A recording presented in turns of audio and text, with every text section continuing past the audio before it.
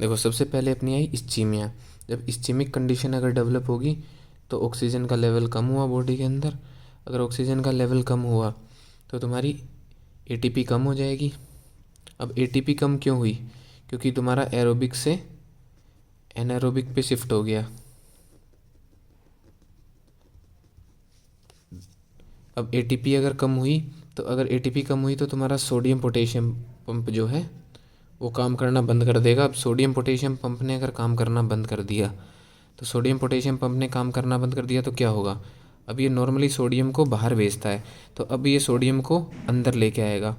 अब जब ये सोडियम को अंदर लेके आएगा तो सोडियम के साथ बाय डिफ़ॉल्ट पानी भी अंदर आएगा और पोटेशियम बाहर जाने लगेगा।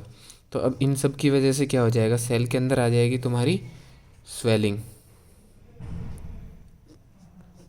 सेल की स्वेलिंग हो जाएगी, जिनको ब्लेब्स बोलते हैं। एक सिनेरियो इसका ये हो गया। अब दूसरा सिनेरियो क्या हुआ? एटीपी जब अगर कम हुआ तो मतलब ऑक्सीजन कम थी तो एनारोबिक रेस्पिरेशन चलेगा। अब जब एनारोबिक पाथवे ऑलरेडी चल रहा है तो उसकी वजह से अब क्या होगा? लैक्टिक एसिड बनना स्टार्ट हो जाएगा। अब जब लैक्टिक एसिड ज़्यादा बन रहा है बॉडी के अंदर तो तुम्हारी पीएच क्या हो जाएगी? पीएच तुम्हारी कम हो जाएगी।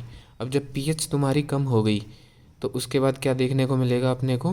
क्लम्पिंग देखने को मिलेगी। किसकी? न्यूक्लियर मटेरियल की। न्यूक्लियर मटेरियल की क्लम्पिंग देखने को मिलेगी। ठीक है। अब इन सब की वजह से क्या हो जाएगा? तुम्हारा मेम्ब्रेन की स्वेलिंग, मतलब सेल की स्वेलिंग हो रही है अपनी बेसिकली। तो जब सेल की स्वेलिंग हो रही है तो उस स्वेलिंग के साथ साथ तुम्हारी एंडोप्लाज्मिक रेटिकुलम भी स्वेल करेगी। तो एंडोप्लाज्मिक रेटिकुलम जब स्वेल करेगी तो उससे राइबोसोम डीअटैच हो जाएंगे। अब जब उससे राइबोसोम डीअटैच हो गया तो राइबोसोम अपना फंक्शन परफॉर्म करना बंद कर देगा, जिसकी वजह से राइबोसोम का फंक्शन क्या होता है? प्रोटीन सिंथेसिस करना। तो प्रोटीन की सिंथेसिस कम हो जाएगी। तो प्रोटीन की सिंथेसिस कम हो गई। तो अभी तक की अपन ने ये जो देखी ये थी अपनी reversible cell injury. Reversible cell injury में ये बायोकेमिकल चेंजेस देखने को मिलेंगे। तो पहला बायोकेमिकल चेंजेस क्या देखने को मिला? एटीपी अपनी कम हुई इस्चीमिया की वजह से। दूसरा बायोकेमिकल चेंजेस देखने को क्या मिला? सोडियम पोटेशियम पंप अपना फेल हुआ। और सोडियम पोटेशियम पंप के साथ साथ कैल्शियम पंप भी फेल होगा यहाँ पे। और जो कैल्शियम पंप है, कैल्शियम पंप की वजह से कैल्शियम अब सेल के अंदर आ जाएगा। अब कैल्शियम सेल के अंदर आएगा। इसके फर्दर आगे की मैं बाद में पढ़ाऊँगा इरिवर्सिबल में।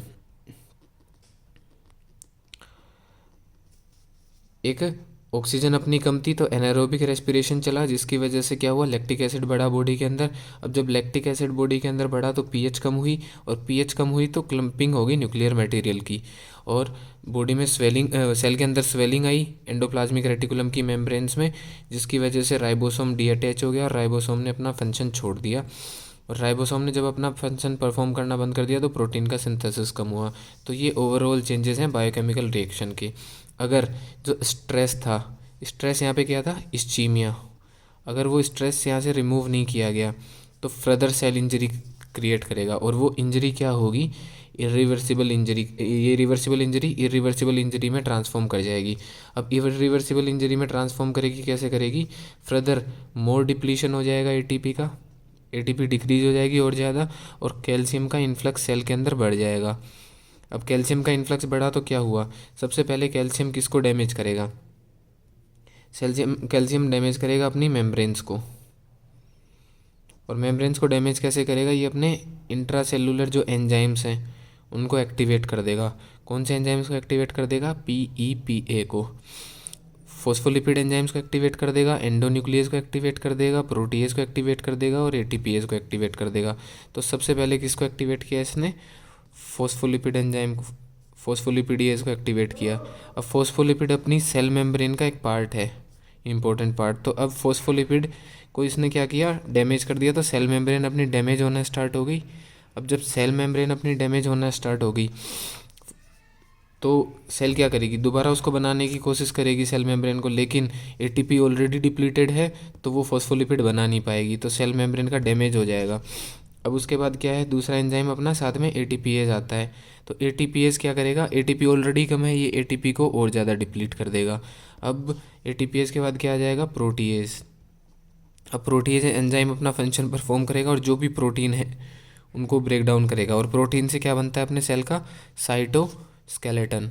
तो साइटोस्केलेटन को डैमेज कर देगा ये। अब पूरा सेल का साइटोस्केलेटन ख़राब हो गया। उसके बाद अपना आता है क्या, प्रोटीज हो गया, एटीपीएज हो गया, फोस्फोलिपिडेज हो गया, अब एंडोन्यूक्लियस। तो जो एंडोन्यूक्लियस है ये क्या कर देगा, अपने न्यूक्लियर मटेरियल को ख़राब कर देगा। अल्टीमेटली सेल की क्या हो जाएगी, डेथ हो जाएगी। तो irreversible cell injury lead to death. Irreversible cell injury में वापस जाने का कोई चांस नहीं है। इसमें क्या है, अगर रीपरफ्यूजन तुमने वापस से करवा दिया रिवर्सिबल सेल इंजरी में तो सेल तुम्हारी बच जाएगी। ये थे इसके क्या, बायोकेमिकल चेंजेस।